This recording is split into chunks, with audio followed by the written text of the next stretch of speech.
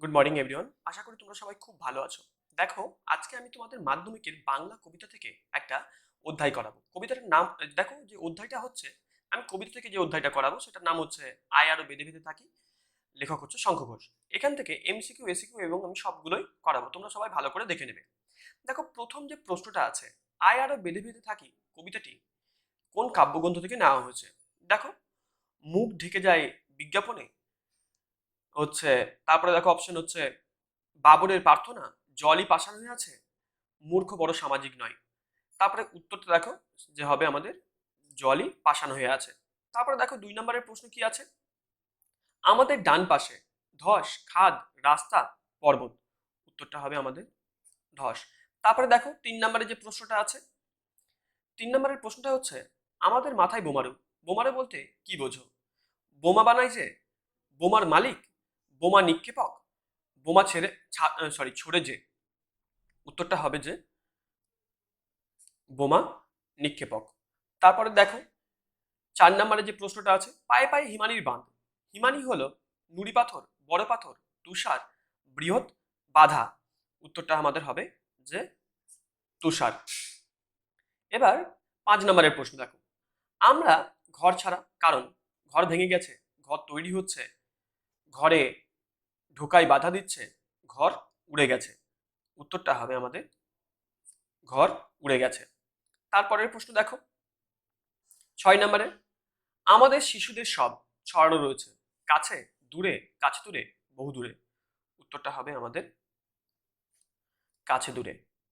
তারপরের প্রশ্ন দেখো, আমাদের পথ নেই আর, পথ না থাকার কারণ, রাস্তা বন্ধ, কোনো উপায় নেই, ইতিহাস নেই, রাস্তা বন্ধ হয়েছে। তাহলে উত্তরটা হবে আমাদের যে আমাদের উত্তরটা হবে কোনো উপায় নেই। তারপরে দেখো 8 নম্বরে যে প্রশ্নটা আছে, 8 নম্বরের প্রশ্ন হচ্ছে যে আমাদের যা নেই তা হলো মান সম্মান, ইতিহাস, ভাষা, জীবন। উত্তরটা হবে যে ইতিহাস। তারপরে দেখো পরের প্রশ্ন দেখো, অথবা এমনই ইতিহাস, কেমন ইতিহাস? আমাদের চোখ মুখ ঢাকা, আমাদের মুখ চোখ ঢাকা, হাত পা বাঁধা, আমাদের মুখ ঢাকা। উত্তরটা হবে যে আমাদের চোখ মুখ ঢাকা। তারপরের প্রশ্ন দেখো 10 নম্বরে, আমাদের চোখ মুখ ঢাকা, মুখোশে, আতঙ্কে, ইতিহাসে, লজ্জায়। উত্তরটা আমাদের হবে যে ইতিহাসে।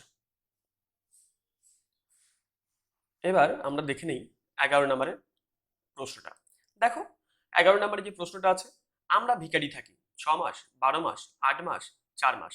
উত্তরটা হবে গিয়ে আমাদের 12 মাস। তারপরের প্রশ্ন দেখো, আমরা ফিরছি দূরে দূরে, দূরে দূরে ফেরার অর্থ, দূরে দূরে ফেরার অর্থ হচ্ছে যে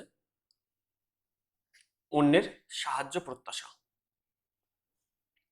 তারপরের প্রশ্ন দেখো, কবি বেঁধে বেঁধে থাকার আহ্বান করেছেন কেন? একসঙ্গে বাঁচার জন্য, সামাজিক অবক্ষয় থেকে আত্মরক্ষার্থে, ভিকেডির মতো যাতে বাঁচতে না হয়, সামাজিক বোধ তৈরিতে। উত্তরটা আমাদের হবে যে সামাজিক বোধ তৈরিতে। এবার দেখো 14 নম্বর, মানে লাস্ট এমসিকিউ প্রশ্ন, আয় আরো বেঁধে বেঁধে থাকি বাক্যাংশটি কবিতায় কতবার ব্যবহৃত হয়েছে? উত্তরটা হচ্ছে 2বার ব্যবহৃত হয়েছে। এবার দেখো 1 নম্বরে যে সমস্ত শর্ট প্রশ্নগুলো আসবে সেইগুলো দেখো।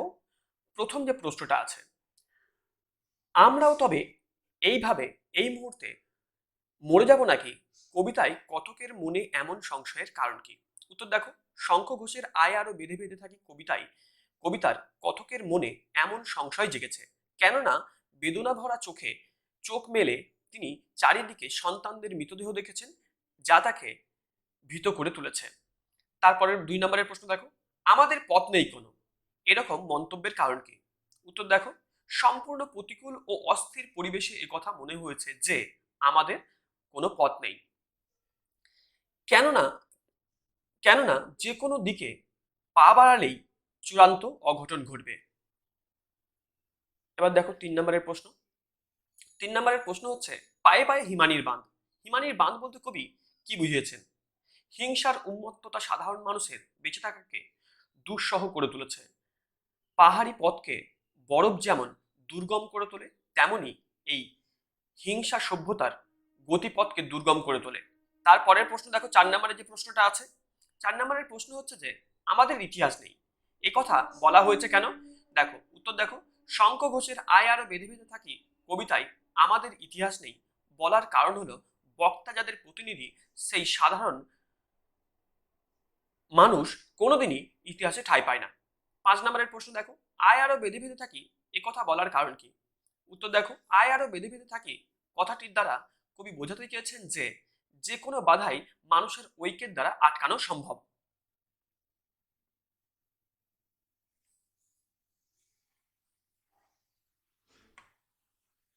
তারপরের প্রশ্ন দেখো, পৃথিবী হয়তো বেঁচে আছে, পৃথিবী হয়তো মরে গেছে, এমন কথা মনে হয়েছে কেন? শোষিত, বঞ্চিত, নিপীড়িত মানুষ যেন অন্য কোনো গ্রহের জীব, তারা এতটাই সমাজ থেকে বিচ্ছিন্ন হয়ে পড়েছে যে পৃথিবীর বাঁচা মরার খবর যেন তাদের কাছে নেই। তারপরের প্রশ্ন দেখো, আমরা ফিরছি দৌড়ে দৌড়ে, এর কারণ কি?